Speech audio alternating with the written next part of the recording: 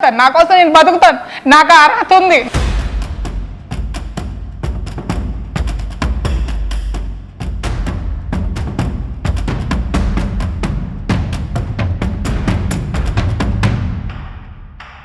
Folks Tirumala పవిత్రతను కాపాడే విషయంలో సామాన్యులైన సెలబ్రిటీలైన నిబంధనలు పాటించాల్సిందే. అయితే ఇటీవల Divvala Madhuri Bigg Boss fame Tanuja Puttaswamy పుట్టినరోజు వేడుకల్ని జరుపుకుంటూ తిరుమలలో కేక్ కట్ చేయడం పెద్ద దుమారం రేపింది. అలా శ్రీవారి సన్నిధిలో ఇలాంటి చర్యలు పవిత్రతని దెబ్బతీస్తాయని భక్తులు మండిపడుతూ టీటీడీ ఫిర్యాదు మేరకు వారిపై పోలీసులు కేసుని నమోదు చేశారు. ఇక ఈ వివాదంపై స్పందించిన మాధురి అది ఎగ్లెస్ కేక్ అని, అక్కడ కట్ చేయడం తప్పని తమకి తెలియదని చెప్పిన వారిపై విమర్శలు ఆగకపోవడంతో ఒక ఇంటర్వ్యూలో మాట్లాడిన మాధురి టీటీడీతో సహా అందరూ తనని టార్గెట్ చేస్తున్నారని తన ఆవేదనని వ్యక్తం చేస్తూ బాలీవుడ్ నటి శ్రీదేవి కూతురు జాన్వీ కపూర్ పేరుని తెరపైకి తీసుకొచ్చింది. గతంలో జాన్వీ కపూర్ కూడా తిరుమలలో కేక్ కట్ చేసిందని, అప్పుడు లేని అభ్యంతరం తాను చేస్తేనే ఎందుకు వచ్చిందని, ఆమెపై టీటీడీ ఎందుకు చర్యలు తీసుకోలేదని ప్రశ్నించగా ఈ న్యూస్ వైరల్గా మారి జాన్వీ కపూర్ దృష్టికి వెళ్ళింది.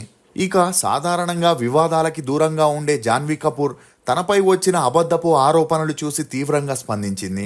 శ్రీ రాఘవేంద్ర జ్యోతిషాలయం శ్రీ రాఘవేంద్ర స్వామి ఉపాసకులు, ప్రముఖ జ్యోతిష్యులు, ప్రధాన తాంత్రికులు శ్రీ ఎంకే శాస్త్రి గారు మీ జీవిత సంపూర్ణ భవిష్యత్తు తెలుపగలరు. స్త్రీ పురుష వశీకరణం 100% గ్యారంటీ. భర్తను పరస్త్రీ వ్యామోహం నుండి విడిపించడానికి, భార్యను పరపురుష సహవాసం నుండి విడిపించడానికి, మీరు ఇష్టపడిన వారు మీ నుండి దూరమై ఉంటే స్త్రీ వశీకరణ, పురుష వశీకరణం, ప్రేమ సమస్య, అత్తాకోడళ్ల సమస్యలు, భార్యాభర్తల కలహాలు, లైంగిక సమస్య, సంతాన సమస్య, ఇంకా మీకు ఎటువంటి సమస్యలు ఉన్నా దైవశక్తి పూజలు చేసి పరిహారం చేయగలరు. అలా జాన్వీ కపూర్ మాధురి ఇంటర్వ్యూ క్లిప్స్ ని తన ట్విట్టర్ అకౌంట్ లో షేర్ చేస్తూ అసలు ఎవరి మహిళ తనపై వచ్చిన వివాదాన్ని మళ్లించడానికి నన్ను వాడుకోవడం సరైన పద్ధతి కాదు. ప్రచారం కోసం కొందరు ఏదైనా మాట్లాడతారు. నేను మాత్రం ఒక విషయాన్ని స్పష్టం చేస్తున్నాను. ఇప్పటి వరకు తిరుపతిలో నేను ఎలాంటి కేక్ కట్ చేయలేదు. మన సంస్కృతి, దైవం పట్ల ఎల్లప్పుడూ గౌరవంగా ఉండాలని, తమ సొంత సమస్యల నుంచి తప్పించుకోవడానికి ఇతరులపై నిందలు వేయడం సరైనది కాదని జాన్వీ కపూర్ దివ్యల మాధురికి స్ట్రాంగ్ గా కౌంటర్ ఇవ్వడంతో ఈ వివాదంపై నెటిజన్లు కూడా భిన్నంగా స్పందిస్తున్నారు. అలా శ్రీవారి పరమ భక్తురాలైన జాన్వీ కపూర్ తరచుగా కాలినడకతో కొండెక్కి స్వామివారిని దర్శించుకుంటారని, అలాంటి వ్యక్తిపై లేనిపోని ఆరోపణలు చేయడం మాధురి మూర్ఖత్వమని చాలా మంది తమ అభిప్రాయాల్ని చెప్పడంతో ఈ న్యూస్ అన్ని చోట్ల వైరల్గా మారింది. ఇక ఇదిలా ఉంటే శ్రీదేవి చెన్నైలోని ఆస్తిని 1988 ఏప్రిల్ 19న మొదలియార్ అనే వ్యక్తి నుండి చట్టబద్ధంగా కొనుగోలు చేసింది. అతడికి 3 కొడుకులు, 2 కూతుర్లు కాగా 1960లో మొదలియార్ తన పిల్లలకి సమానంగా ఆస్తుల్ని పంచాడు.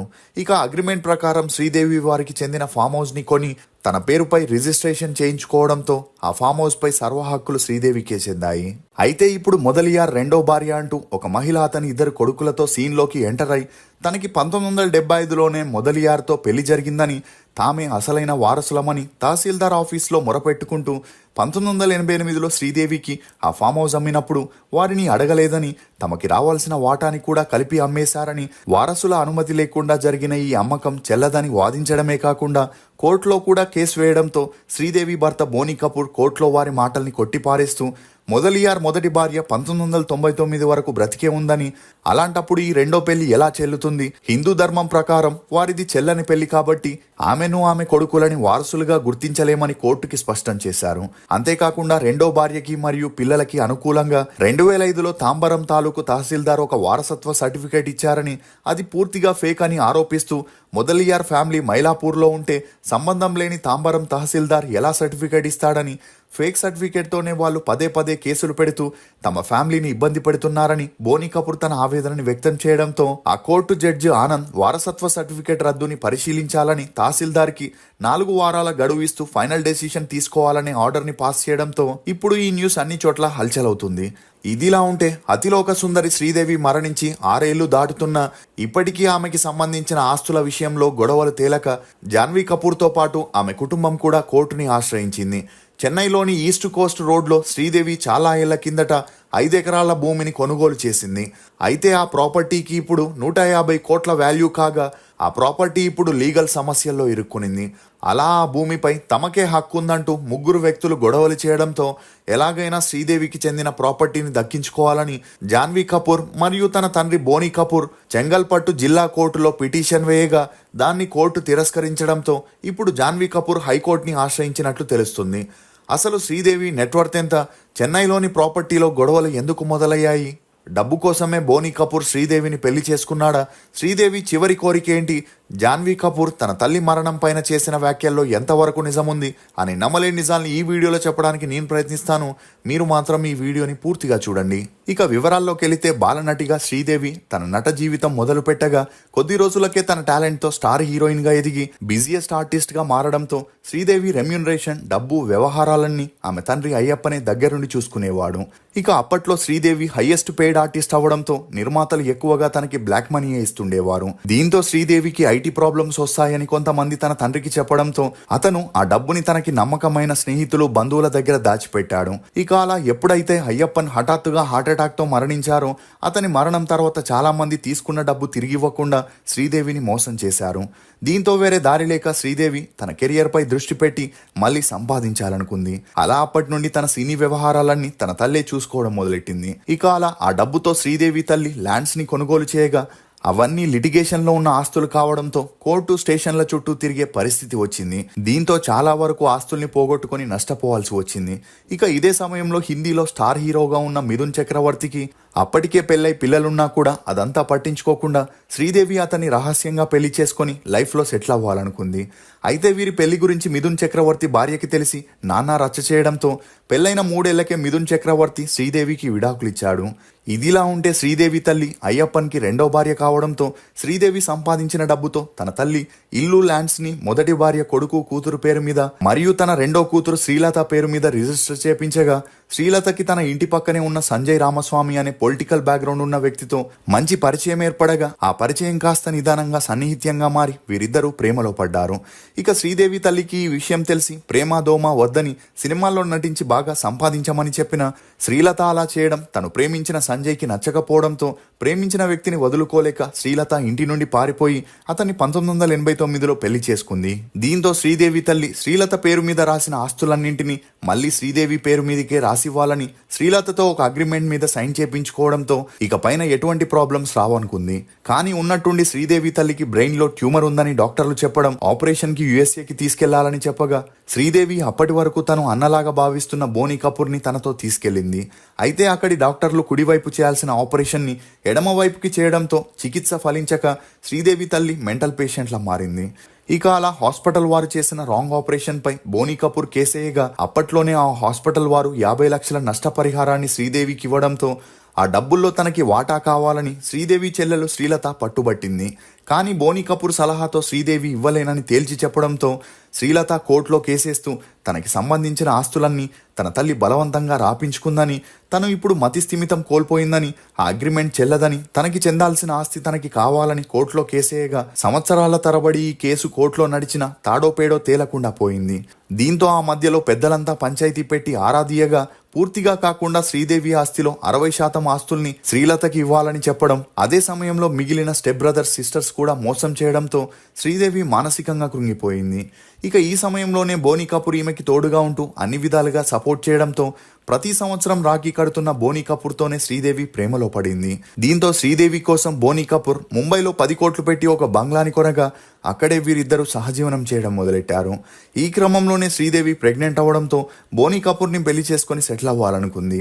కానీ బోనీ కపూర్కి అప్పటికే పెళ్ళ 2 పిల్లలుండడంతో అతని భార్య విడాకులిచ్చేందుకు ఒప్పుకోలేదు. ఇక అలా ఉన్నట్టుండి శ్రీదేవి ప్రెగ్నెంట్ అయిన విషయం మీడియాలో స్ప్రెడ్ అవ్వడంతో ఆక్రోశానికి గురైన బోనీ కపూర్ తల్లి శ్రీదేవిని ఒక పార్టీలో చెప్పుతో కొట్టి అన్న అని పిలుస్తూ ఇలా చేయడానికి సిగ్గులేదా అని అవమానించడంతో బోనీ కపూర్ ఎట్టి పరిస్థితుల్లోనూ శ్రీదేవిని వదులుకోవడం ఇష్టం లేక తాముంటున్న ఇంట్లోనే సింపుల్ గా శ్రీదేవిని పెళ్లి చేసుకోవడంతో మొదటి భార్యకి వేరే దారి లేక బోనీ కపూర్ కి విడాకులు ఇచ్చేసింది. ఇక పెళ్లి తర్వాత శ్రీదేవి, జాన్వి, ఖుషి అనే 2 అమ్మాయిలకి జన్మనివ్వగా అప్పటి నుండి పూర్తిగా సినిమాలకి గుడ్ బై చెప్పేసి ఫ్యామిలీ లైఫ్ని ఎంజాయ్ చేయడం మొదలెట్టింది. ఇక పెళ్లి తర్వాత శ్రీదేవి చెన్నైలోని ఒక ఇల్లుని, ఒక ఫామ్ హౌస్ని తప్ప అన్నింటినీ కోల్పోవడంతో తన బంధువులందరినీ దూరం పెట్టింది. ఇదిలా ఉంటే తన భర్త హిందీలో ప్రొడ్యూసర్ కావడంతో అతను అన్ని విధాలుగా శ్రీదేవికి సపోర్ట్ చేస్తూ తనకి తన పిల్లలకి ఏ లోటు లేకుండా చూసుకుంటుండేవాడు. కానీ ఒక స్టేజిలో బోనీ కపూర్ చేసిన మూవీస్ అన్ని ఫ్లాప్ అవడంతో అప్పుల బారిన పడ్డాడు. దీంతో శ్రీదేవి తన భర్త బాధని చూడలేక ఆ అప్పుల్ని కట్టాలని సీరియల్స్లో పనిచేయడం మొదలెట్టింది. అలా తను చేసిన సీరియల్స్కి మంచి ఆదరణ రావడంతో తన భర్త అప్పుల్ని తీర్చిన మళ్ళీ మూవీస్ చేసి పోగొట్టుకోవడంతో వేరే దారి లేక ఇంగ్లీష్ అనే మూవీతో తన సెకండ్ ఇన్నింగ్స్ని స్టార్ట్ చేసింది. ఇక అలా ఈ మూవీ సూపర్ డూపర్ హిట్ అవ్వడంతో శ్రీదేవికి వరుసగా అవకాశాలు రావడం మొదలయ్యాయి.